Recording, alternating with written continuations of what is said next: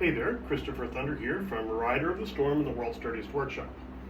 I'm here in my Malay home, so you know I'm from Dallas, Texas, but I also have a home here in Malaysia. It's not perfect. There's problems with the walls yet. The contractors here are just as iffy as they are in Texas. You have to watch them all the time, and then you have to make sure you have some kind of incentive to get the job done before they're paid. There are a lot of consistencies between America and Borneo, but one of the things that's very different about being here in East Malaysia, Borneo, is the food. Now, when I first came here, I was about 230 pounds, 233 pounds, something like that. I'm now 210 pounds. Okay, so big difference.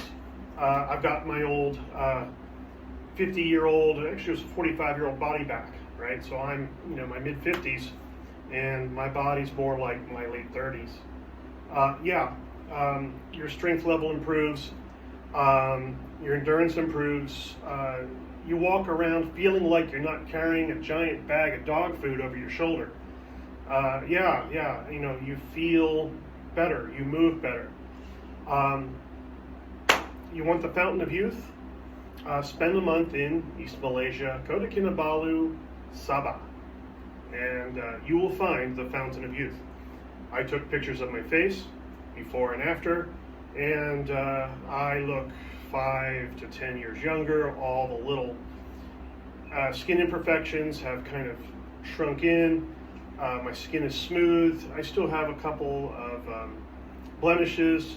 My skin has always been bad, but all the problems I had on my head are gone. The problems in my fingers are gone.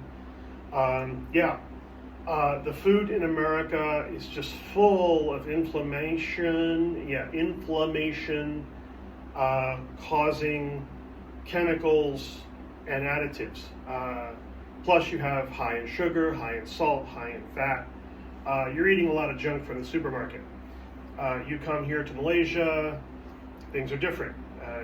Very simply, McDonald's. I like the number 2 meal, the sausage, egg, and cheese. Well, guess what? Here in Malaysia, it's made from chicken, but it tastes the same. There's lots of things that are subtle and different about being here in Malaysia that make it that much more healthy for you to live here. I lost a lot of weight. I am sporting an 8-pack again.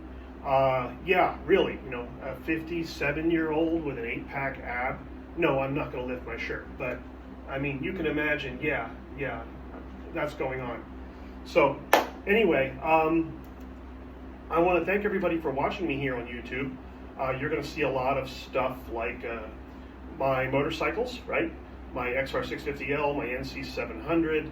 I am currently in possession of an RSX, a 150cc.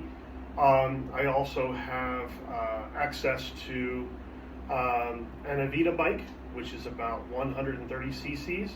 I did a comparison between the Avita and the Honda. You're going to see that too. You're going to see lots of little things on my Facebook page that I've learned over the years that are really kind of important.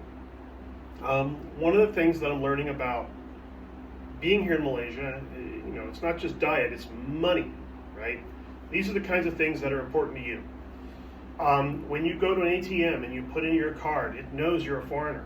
And the first thing it says is, do you want to convert, the money? Now, that's a trap. Just like the credit versus debit trap in America when you go into the supermarket and it says, do you want to use a debit card? Well, that's a key right there. Do you want to do this? And it says specifically what you want to do. And your brain says, well, answer positive, answer the yes. So you answer yes. And then they take your money. Well, guess what? Same thing here in Malaysia. Do you want a conversion? Oh, why not? Yes. Ding! They just charged you for that conversion. What did it do? It just told you what your money was in Malaysia versus America. What? Really? You don't need to know that, because if you're watching your phone, you'll know how much is withdrawn on the Malay side and on the American side. So the cash in your hand tells you what you had actually withdrawn, right? And then you go to your phone and okay, American inbox, bing, there it is. That tells me what, it actually got charged on the other side. Do you need the conversion? No. I know it's something like 4 to 1. It can vary from 5 to 1 to 4 to 1. It almost always does. My money in most cases is 3 to 5 times stronger depending on the purchase. For an iPhone, it's not stronger. For a car, it's not stronger. For food, yeah, it's a lot stronger. For clothing, it's a lot stronger, except for the name brand stuff, I don't like buying brand new name brand clothing because it's always top dollar. Sneakers are about the same way, they want to charge you top dollar. That's why certain things in Malaysia aren't affordable, such as name brand clothing and or technology. I've got an iPhone 13 sitting there, and that 13 is a couple years old. I always buy 1 or 2 versions back because they're overcharging. We know that. And even now in Malaysia, that phone costs too much, even though it's a couple years old. It's just, kind of crazy, but consistent, very consistent. So there's a lot of things to learn here in Malaysia: food, dieting, money, right? Moving around, driving on the left side of the road as opposed to the right side of the road. Yeah, these things are important. Being able to navigate the roundabouts here in Malaysia, you got to look that way, which is to my right to get on the roundabout. In Texas, you look to the left. And wow, I find myself doing this all the time. Man, I don't want to get in an accident. So, yeah, these are the things that have gotten stuck in my brain coming here to Malaysia and living here. Family is great. The Katazans are great. Grandma is number one. Remember that. Grandma is number one. So, hey, come and see me on my Facebook page. Come and watch me on YouTube. It should be a lot of fun. I hope everybody enjoys. Thank you, and bye-bye from Muscles.